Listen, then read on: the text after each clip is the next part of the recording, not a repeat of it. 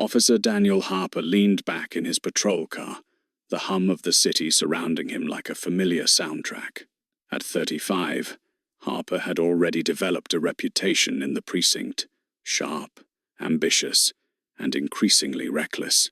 He believed the law was flexible for someone like him, and the rules that bound ordinary officers felt more like suggestions than obligations. Today, as he sipped his lukewarm coffee and surveyed the bustling street corner, Harper felt untouchable. The pedestrians, the street vendors, the hurried commuters, none of them mattered. In his mind, no one was watching. Harper's patrol route cut through a neighborhood he knew well, an area where minor offenses, jaywalking, loitering, traffic infractions were commonplace. For Harper, these small incidents were opportunities, not for justice, but for asserting power. A slight smirk formed on his face as he imagined the day's possibilities. A few warnings, a show of authority, maybe a written ticket that carried more weight than it deserved. Authority, he thought, was a weapon, and today he wielded it without restraint. As Harper stepped out of the car, adjusting his badge and holster, he scanned the crowd with practiced eyes. He noticed a man standing by a newsstand, calmly reading a newspaper. Harper's gaze lingered. Something about the man, too composed, too self-assured, piqued his curiosity. It wasn't personal. Harper didn't know the man, but the presence of anyone who seemed unshaken by his authority was, in Harper's mind, a subtle challenge. The streets were alive with movement. Children ran past their parents, a dog barked at a cyclist, car horns blared, and the scent of street food mingled with the city's usual exhaust. Harper moved through it all with the confidence of someone who knew he was invisible, untouchable. In his world, power was measured in the small decisions, the daily enforcement of rules, and the fear or respect he could inspire. Yet, unbeknownst to Harper, his every move was being observed. Hidden cameras had been installed across the precinct, part of a corruption probe quietly documenting the conduct of officers across the city. These were not security cameras for public safety. They were eyes meant to catch misuse of authority, harassment, and abuse. The officer's overconfidence, his belief that no one was paying attention, made him the perfect subject. Harper didn't notice the subtle glint of a lens across the street, the way a camera perched atop a streetlight followed his every movement. In his mind, he was alone, free to act as he pleased. The city, the pedestrians, even the law itself, none of it constrained him. The stage was set.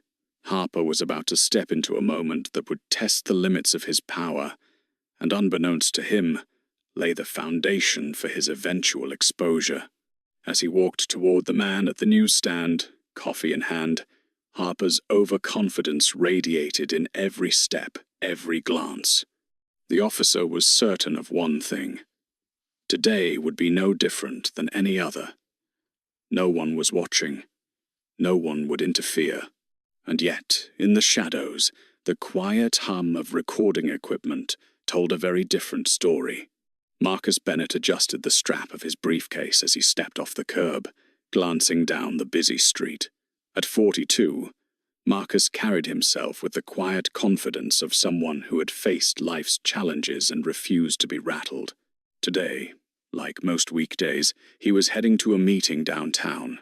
His mind focused on numbers, reports, and schedules, but the city around him was unpredictable, a mixture of chaos and routine. He didn't notice the patrol car idling nearby, or the officer who had been observing him with more than casual interest. Officer Daniel Harper's eyes narrowed as Marcus moved with calm precision through the crowded sidewalk. There was something about the man's composure that irritated Harper. No nervous glances, no deference. Marcus simply existed in the space around him, untouched by the power dynamic Harper so eagerly wielded. Harper's jaw tightened.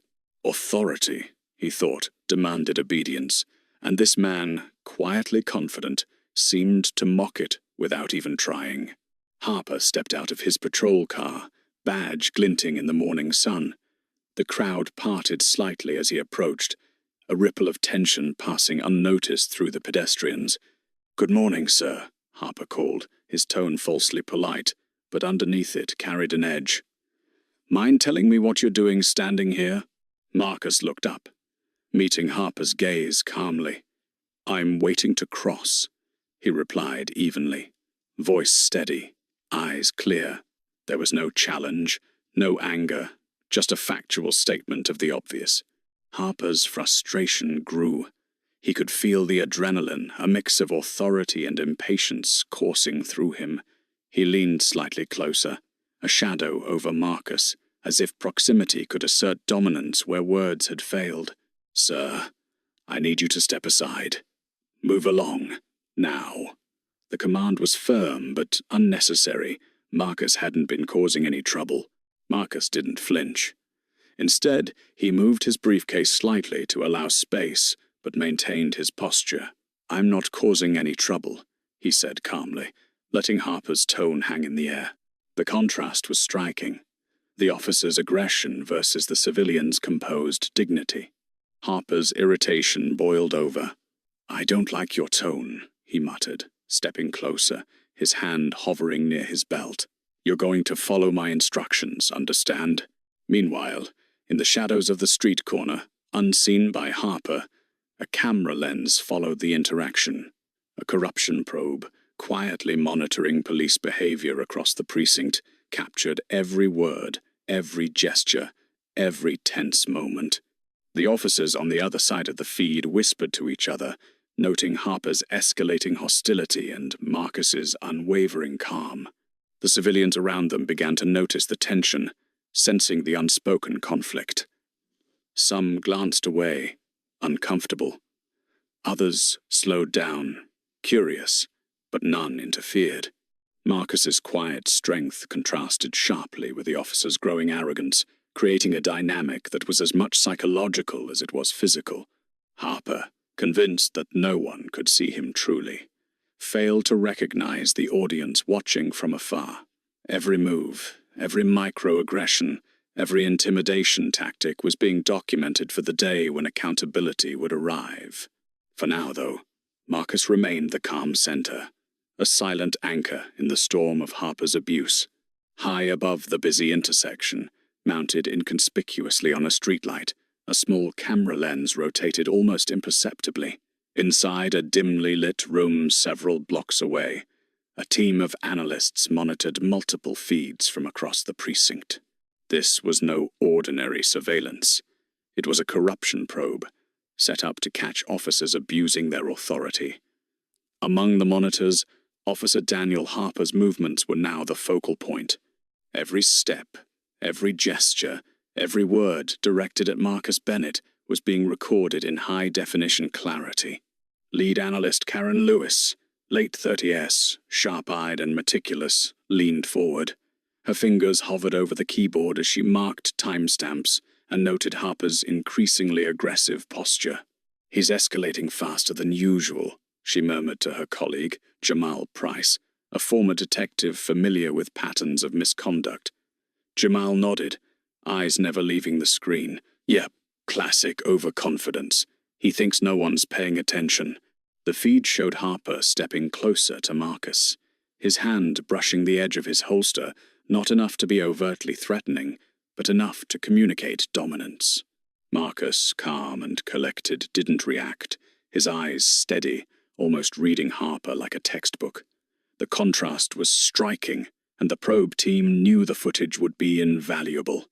This wasn't just minor misconduct, they were capturing textbook harassment, a clear abuse of power with racial undertones. Karen zoomed in on the streetlight camera to get a better angle, the lens capturing the fine details, Harper's smirk, the tense set of his jaw, the subtle fidgeting of his fingers. Marcus adjusted his briefcase, entirely unaware of the invisible audience documenting the encounter. Outside, the city moved on the honking cars, the chatter of pedestrians, the blur of daily life, but in this small corner, a quiet war of control was unfolding, and it was being watched. Jamal leaned back, taking notes. "This is gold. Look at the microaggressions. Every intimidation tactic we've studied, he's using them, and he has no idea it's being recorded. Karen nodded, her focus intense. By the time Internal Affairs reviews this, Harper will have zero room to deny his behavior. Meanwhile, on the street, Harper's confidence remained unshaken. He scanned the crowd, assured no one would intervene. To him, Marcus was simply another civilian to dominate, another routine moment of control. Yet, every move was being catalogued. Every raised voice, every forceful gesture, every hint of menace documented with precision. The probe's hidden cameras weren't just watching, they were preserving evidence, constructing an airtight case. Marcus, still unaware, continued to stand his ground with quiet dignity. Harper's frustration grew with each passing second, his overconfidence blinding him to the surveillance just feet away, unseen but unavoidable. The tension between the two men was palpable, yet the real story was unfolding in the shadows, in the small, unnoticed lens that would ultimately hold the officer accountable. As Harper prepared to escalate further, the probe team exchanged glances. The video would tell the story of abuse, arrogance, and imminent exposure. The city was oblivious, yet the truth was already being recorded, silently waiting to surface. Harper's world, once so certain, was about to collide with accountability. Officer Daniel Harper's frustration had reached a simmering boil. The calm demeanor of Marcus Bennett was like a mirror, reflecting back the arrogance Harper carried with him. Each step, each word, each subtle gesture of defiance from Marcus chipped away at Harper's patience. To Harper, it wasn't enough to assert authority through polite requests. Control had to be visible, intimidating, undeniable. "Move along, sir," Harper barked again, stepping closer. His voice carried over the hum of traffic, drawing the attention of a few pedestrians who instinctively slowed down to watch. Marcus adjusted his briefcase slightly but didn't flinch. "I'm standing in a public space," he said calmly. "I am not obstructing anything." Harper's jaw tightened. He was used to compliance, to the subtle deference that most civilians displayed in his presence. Marcus's quiet confidence, his unwillingness to be shaken, was an affront Harper couldn't ignore. He reached for the edge of the man's shoulder, a move just shy of physical contact. The intention was clear: intimidation. The pedestrians' murmurs increased, their unease growing, yet none dared intervene. Harper's world was one where authority went unchecked, where fear kept people silent, and he expected the same now. Unseen by both men, the corruption probe's cameras captured every motion. Analysts Karen Lewis and Jamal Price leaned forward, eyes trained on the screens. "He's escalating faster than expected," Karen muttered. "By the looks of it, he's about to cross the line." Jamal nodded, fingers poised over the keyboard to mark every detail. The footage was pristine. Harper's growing aggression, Marcus's unyielding composure, and the subtle tension rippling through the crowd. Harper's frustration manifested in microaggressions: a pointed glare, a dismissive hand gesture, a sudden forward step that forced Marcus to take a half-step back. Each move was deliberate, calculated to elicit fear, yet Marcus remained a pillar of calm. He refused to give Harper the reaction he sought, maintaining his composure and even meeting the officer's gaze directly, signaling awareness but no submission. In that moment, the dynamic between the two men became more than a simple confrontation. It was a clash of power versus restraint. Harper's need to dominate collided with Marcus's quiet assertion of dignity. Every subtle shift, every tense breath, was magnified by the unseen cameras, preserving the abuse for a future confrontation Harper could not yet imagine. Harper's anger now flared openly. He barked another order, gesturing aggressively, making a scene that drew more eyes. The crowd's curiosity turned into discomfort. Some began to record on their phones, unknowingly contributing to the documentation of his actions. Harper, blinded by arrogance, saw only the compliance he demanded, or the lack thereof, never realizing that evidence of his misconduct was being built from every angle. Meanwhile, Marcus's resolve never wavered. The calm strength he exuded contrasted starkly with Harper's visible frustration, a psychological weight that made the officer's attempts at intimidation increasingly desperate.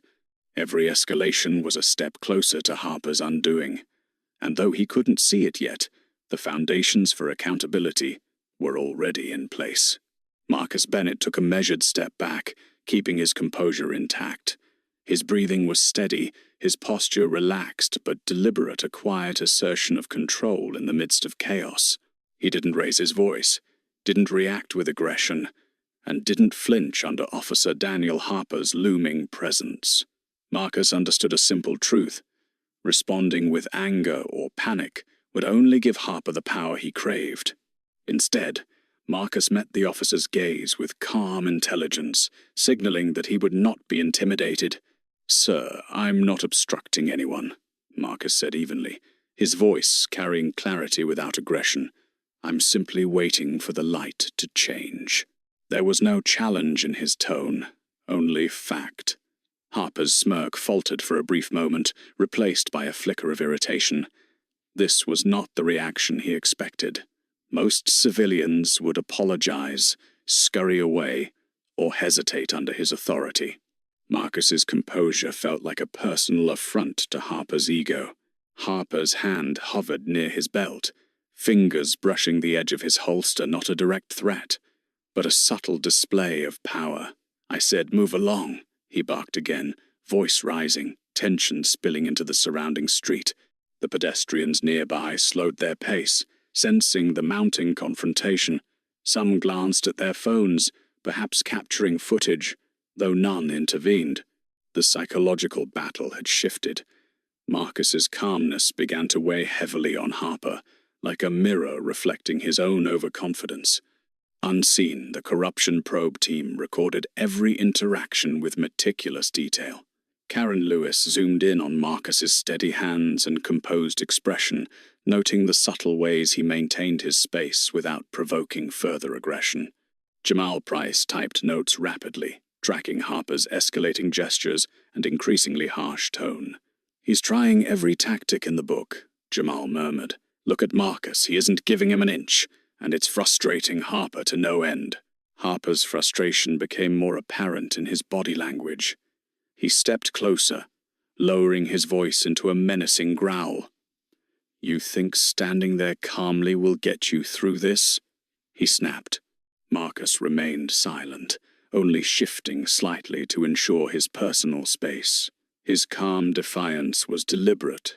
He understood the dynamics at play and the power of restraint in exposing the officer's misconduct. The tension rippled through the crowd. Some pedestrians whispered, others kept walking, and a few discreetly filmed the interaction. The public's passive observation added weight to the scene, though Harper remained oblivious. To him, Marcus's silence was defiance that must be broken. To Marcus, it was an opportunity to maintain dignity while allowing the unseen authorities to collect proof. Minutes felt like hours. Harper's aggression continued, a series of escalating commands, gestures, and threats. Marcus's response remained unwavering, measured, and composed. Each calm word, each steady breath, increased the psychological pressure on Harper, highlighting the stark contrast between arrogance and quiet authority. By the time Harper realized the psychological tide was turning, the damage had already been done. Every word, every subtle act of harassment, every show of overconfidence had been captured, meticulously documented and preserved by eyes that Harper would never see. Marcus Bennett's calm resilience had not only protected himself in the moment, but had also begun to ensure accountability for the officer's abuse. Inside the dimly lit surveillance room, Karen Lewis leaned closer to the monitor, her eyes scanning every frame with meticulous focus. The hidden cameras had captured Daniel Harper's harassment of Marcus Bennett in crystal clarity. From the smirk that twisted Harper's face to the subtle gestures of intimidation, Every moment was preserved. "Jamal, mark this," Karen said, pointing to the screen as Harper leaned forward menacingly, his voice rising slightly. "This right here is textbook abuse." Jamal Price nodded, typing notes rapidly. "I've never seen him escalate this fast." And notice how Marcus remains calm, collected. Every microaggression is catalogued, audio, video, time-stamped. The two analysts knew the significance of what they were recording. This wasn't just another minor complaint to file in the bureaucracy. It was a complete pattern of misconduct. Harper's overconfidence, combined with his impulsive behavior, was creating a record so damning that denial would be impossible. The footage showed Harper moving closer to Marcus, his presence looming like a shadow. Marcus adjusted his briefcase slightly, still unshaken. The subtle psychological battle between the two men was clear, and the cameras captured it perfectly. Karen zoomed in, highlighting Harper's shifting posture, the twitch of his jaw, the way he leaned forward to intimidate without touching. Jamal annotated each frame meticulously, noting the techniques Harper unconsciously relied on, techniques that reflected both abuse of authority and racial bias. Outside, on the street, Marcus's calm composure contrasted sharply with Harper's growing frustration. The pedestrians around them became secondary characters in the unfolding scene, some recording snippets on their phones, unaware of the full context. But within the walls of the probe's office, the team could see every detail, every nuance. They watched Harper's confidence slowly erode under the weight of his own aggressive behavior juxtaposed against Marcus's unwavering dignity. Karen paused the footage and replayed key moments in slow motion. Every motion, every command, every veiled threat, this will leave an undeniable paper trail. When Internal Affairs reviews this, Harper won't be able to claim he didn't intimidate or harass, she said. Jamal nodded, his tone grim.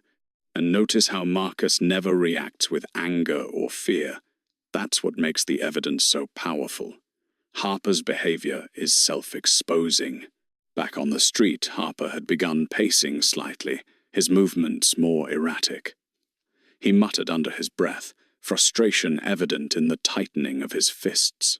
Each microaggression, each raised voice, was now part of the record.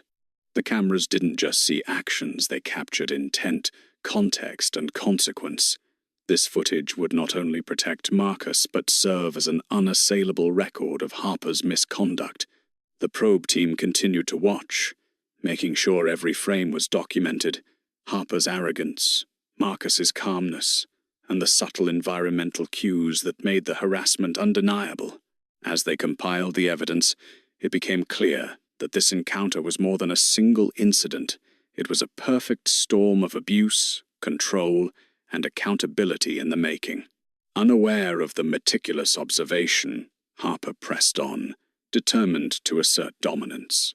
But the more he escalated, the more the cameras documented, and the closer he moved toward an inevitable exposure he couldn't yet see. The groundwork for justice was being laid, frame by frame, second by second. Daniel Harper's swagger began to falter, though he didn't realize it. Something about the scene, subtle but undeniable, made him uneasy. The usual confidence that allowed him to intimidate civilians without thought was beginning to crack. As he watched Marcus Bennett stand calmly, untouched by the verbal aggression, Harper noticed the faintest glint of something, a reflection, a metallic shimmer from across the street. His brow furrowed. He shook his head, trying to dismiss it. No one is watching. No one could be, he reassured himself. But the seed of doubt had been planted. Harper's steps became slightly more deliberate, almost guarded, as he circled Marcus.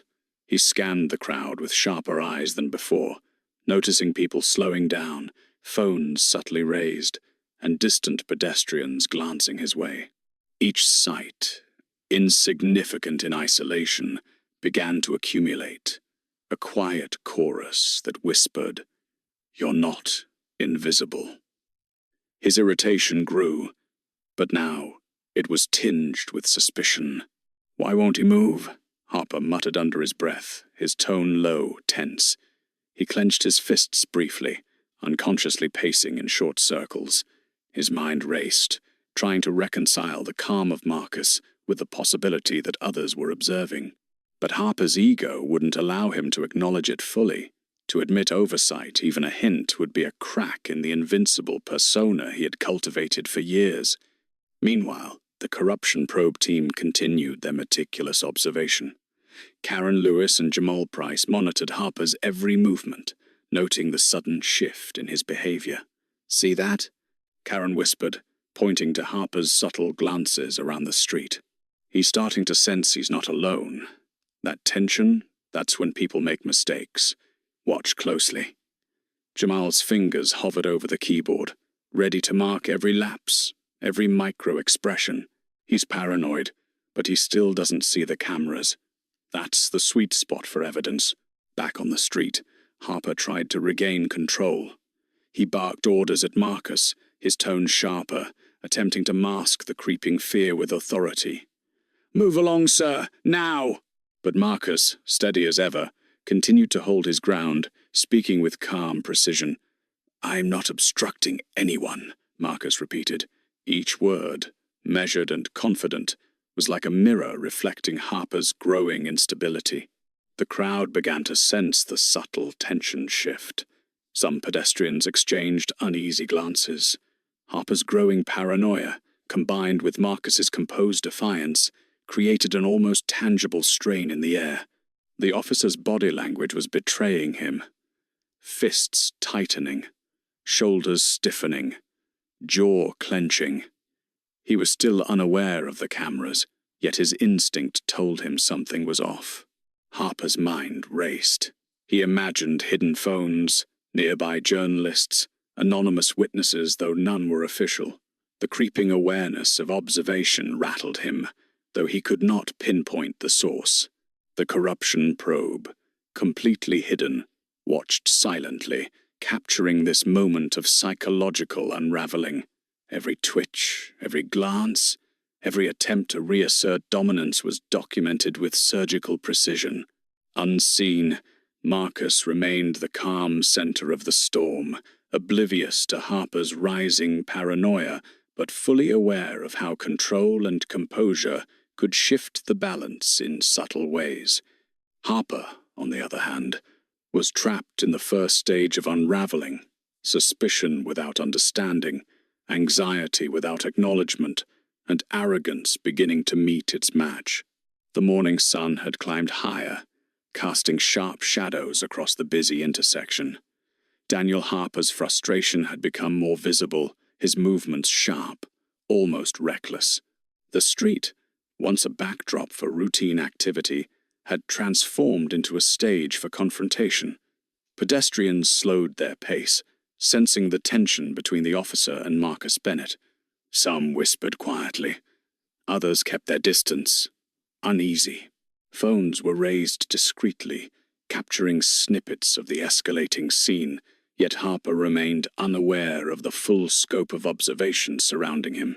"Step aside," Harper barked, his tone harsh, authoritative, almost pleading. Each command he delivered carried a weight of impatience, a simmering edge that had not existed earlier in the encounter. Marcus remained calm, adjusting his briefcase subtly but standing firm.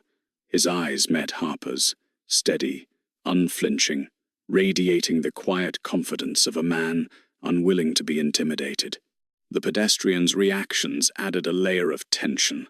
Some looked away, uncomfortable with the display of authority gone unchecked. Others tried to continue on their way, but the palpable energy of the confrontation made it impossible to ignore. A young woman glanced around nervously, her phone lifted slightly as if to record, though she didn't understand the significance of what she was capturing. Harper, lost in his own world of perceived control, failed to notice the growing audience. Unseen, the corruption probe team monitored the entire scene, their eyes tracking every micro-movement. Karen Lewis zoomed in on Harper's posture, noting the subtle ways he leaned closer to Marcus, his gestures increasingly exaggerated. "He's drawing attention now," she whispered to Jamal Price. "This is perfect. Look at how public it's becoming." The crowd doesn't interfere, but it adds weight to every intimidation tactic. Harper's actions had escalated to a psychological performance. Aggressive hand gestures, stepping too close, leaning over Marcus in an attempt to assert dominance. Marcus's calm presence highlighted the absurdity of Harper's display. Every command, every raised voice, was contrasted by Marcus's composed body language, amplifying the tension in the scene. The juxtaposition between Harper's aggression and Marcus's calm defiance created a visual narrative the cameras captured perfectly. The energy in the street was electric. Harper, unaware of the hidden cameras, believed he could still dominate the interaction, unaware that the proof of his misconduct was being meticulously documented. Marcus, while maintaining composure, subtly guided the interaction, standing just far enough to maintain dignity while allowing the crowd and the cameras to observe Harper's overreach. Harper's frustration reached a crescendo as he gestured sharply, voice raised above the ambient city noise. "I said move, now!" The command, delivered with aggressive authority, only emphasized the imbalance between perception and reality. The crowd watched, uneasy, some filming, some whispering, none intervening. The corruption probe team captured every angle, every expression, every subtle escalation. Harper's need for dominance and the public's passive observation combined to create a record of misconduct that would be undeniable. The tension had reached its peak in public view, and Harper remained oblivious. Meanwhile, Marcus's quiet strength and composure acted as a counterbalance, ensuring the officer's actions were clearly exposed for the future. Inside the surveillance room, the corruption probe team sat in tense silence.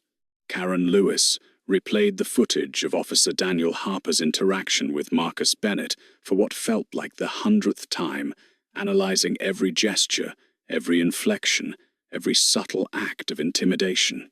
Jamal Price leaned back, rubbing his temples.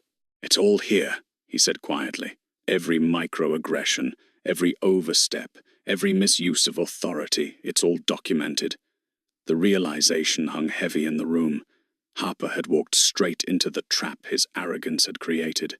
Harper, on the street, remained oblivious. His focus was entirely on Marcus, whose calm composure only seemed to frustrate him further. Yet the unseen cameras had captured not only the harassment but also the environmental context, the pedestrians' reactions, the subtle glances, the raised phones. Every element would make the narrative airtight, leaving no room for Harper to deny his misconduct. Karen paused the footage, zooming in on a moment where Harper leaned forward, voice raised, hand hovering near his holster. "This," she said, pointing at the screen, "is what they'll see. Not just aggression, but intimidation with intent. And look at Marcus, every action measured, calm, collected. The contrast makes it undeniable." Jamal nodded. "By the time this reaches internal affairs, Harper won't have a defense. The evidence speaks for itself." Meanwhile, Harper's overconfidence began to waver, though he couldn't place why. His mind raced with uneasy thoughts. Did someone see this? Is someone recording me? The flickers of paranoia he had brushed aside in Chapter 7 now began to take root. Each glance around the street, every minor distraction seemed amplified.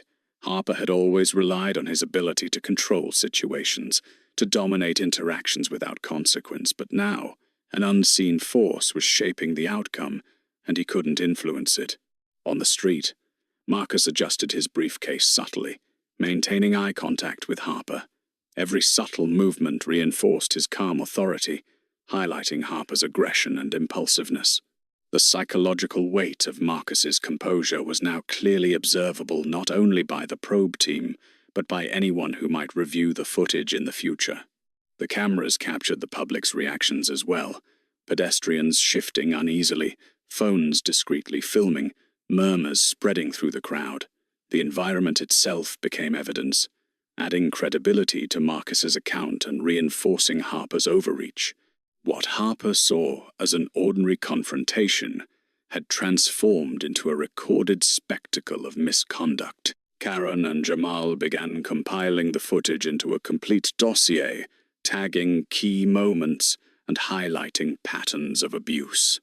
Every instance of verbal harassment, every intimidating gesture, and every subtle attempt to assert power over Marcus was catalogued with precision. The reveal was no longer hypothetical. It was tangible, undeniable, and ready to be presented to the authorities. Back on the street, Harper's frustration had reached its peak. He shouted again, gestured aggressively, and tried to regain control of the situation. But the moment had passed. The hidden cameras had already done their work. What he believed would remain unseen had been meticulously documented, and the consequences of his overconfidence were now inevitable. Marcus Bennett, calm and composed, had become the central figure in a narrative that would expose Harper's corruption, arrogance, and abuse of power once and for all. The next morning, Officer Daniel Harper sat in the precinct briefing room, still fuming over the previous day's encounter. He tapped his fingers impatiently on the desk, his mind racing. He had thought the incident with Marcus Bennett would be a routine display of authority, easily forgotten. But an unexpected knock on the door made him pause. "Come in," he barked, trying to mask the tension in his voice. Two figures entered. Lieutenant Sarah Monroe, mid-40S, known for her unwavering professionalism, and Captain Robert Fields, a senior officer from Internal Affairs. Their expressions were neutral, but the weight of authority radiated from them. Harper's heart skipped a beat. An unfamiliar feeling of vulnerability crept in. "Officer Harper," Monroe began, her tone measured, "we need to discuss your actions during yesterday's incident at 7th Street and Oak Avenue." Harper straightened in his chair, his mind scrambling for a plausible defense. "I was just enforcing the law," he stammered, attempting to sound confident, but his voice lacked conviction. Monroe's eyes narrowed slightly. Enforcing the law is one thing. Intimidating a civilian, escalating tensions unnecessarily, and displaying repeated microaggressions is another. At that moment, Fields pressed a button on the remote, and a monitor lit up, displaying footage from multiple angles. Harper froze as he saw himself on screen leaning over Marcus Bennett, raising his voice, stepping too close, gestures aggressive, smirks of superiority apparent. Every moment of harassment was documented. Every movement, intentional yet undeniable. Karen Lewis's annotations from the corruption probe had been compiled, showing timestamps, behavioral notes, and even public reactions. Harper's attempts at control, his arrogance, and his escalating aggression were laid bare for scrutiny. Monroe's voice cut through his rising panic. "This footage is being reviewed as part of a formal investigation. Do you have any explanation for your behavior?" Harper opened his mouth, closed it, tried again. I was just doing my job." Following procedure, he mumbled, the words hollow even to his own ears. Fields shook his head. "Procedure does not include harassment, intimidation, or racial bias. The evidence shows a pattern of abuse." Harper's mind raced, realizing the magnitude of what he had underestimated. Every act, every threat, every overreach had been captured. There was no way to twist the narrative. Marcus Bennett's calm presence in the footage, juxtaposed with Harper's escalating aggression, was damning. Monroe gestured toward the screen. "Notice how the civilian remained composed, cooperative, and non-threatening throughout the encounter. Your actions were unnecessary and abusive. This is a clear violation of department policy." Harper's shoulders slumped, the bravado he had relied upon for years crumbling. His mind replayed the events, the hidden cameras, the silent observers, Marcus's calm defiance, the subtle reactions of the crowd, all now undeniable. The confrontation was no longer about asserting authority. It was about accountability, exposure, and the consequences of his arrogance. As Monroe and Fields left him to process the evidence, Harper sat in stunned silence. The room was quiet except for the low hum of the monitor still displaying the footage. For the first time in years, he realized that no badge, no uniform, and no title could shield him from the truth. Marcus Bennett's quiet strength had exposed him, and the repercussions would follow. Harper's world, once defined by control and fear, had shifted irrevocably. The news of Officer Daniel Harper's misconduct spread through the precinct like wildfire. By mid-morning, whispers had turned into conversations, and conversations had become heated debates. Some officers shook their heads in disbelief. Others tried to rationalize Harper's behavior, but the evidence was indisputable. Internal Affairs had compiled every moment of harassment, every gesture, every raised voice captured on the corruption probe's hidden cameras. Harper's arrogance, once his shield, had become his undoing. Meanwhile, Marcus Bennett received a call from the precinct, inviting him to give a formal statement.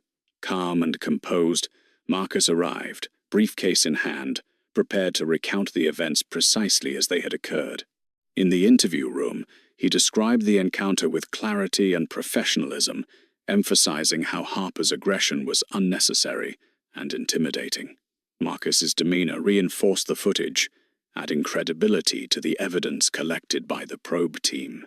Karen Lewis and Jamal Price, who had meticulously documented the entire incident, provided their analysis to Internal Affairs. Every time-stamped action, every microaggression, and every subtle display of dominance was catalogued.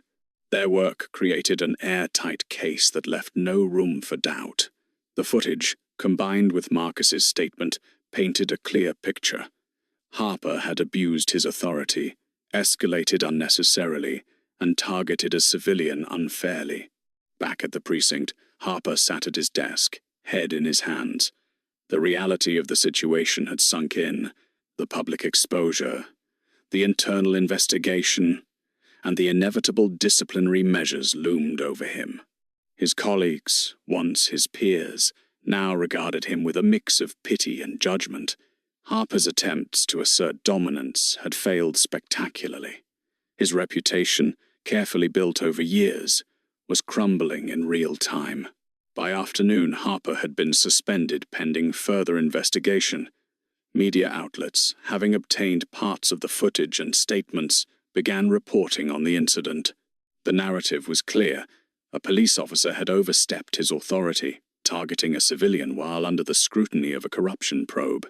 The public reaction was swift, demanding accountability, transparency, and reform. Harper's actions had not only damaged his career but also eroded public trust in the department he represented. Marcus Bennett, while deeply disturbed by the harassment he had endured, remained dignified. His calmness in the face of intimidation became a focal point in interviews and reports. The contrast between his composure and Harper's aggression resonated with the public, reinforcing the importance of accountability and the power of measured restraint. In the following days, Internal Affairs recommended formal charges against Harper, including abuse of authority, intimidation, and violations of departmental policy. The corruption probe's evidence ensured that disciplinary action was swift and decisive. Harper faced hearings, suspension, and the possibility of permanent dismissal. His career, once promising, now teetered on the edge of collapse. The fallout extended beyond Harper. The precinct implemented additional oversight, retraining programs, and policy reviews to prevent similar incidents in the future. Marcus Bennett's experience became a case study in both civilian resilience and systemic accountability. Harper's world, once defined by fear and control, had been irreversibly altered. The arrogance that had driven him to overreach had been met with justice, and the consequences were both public and undeniable.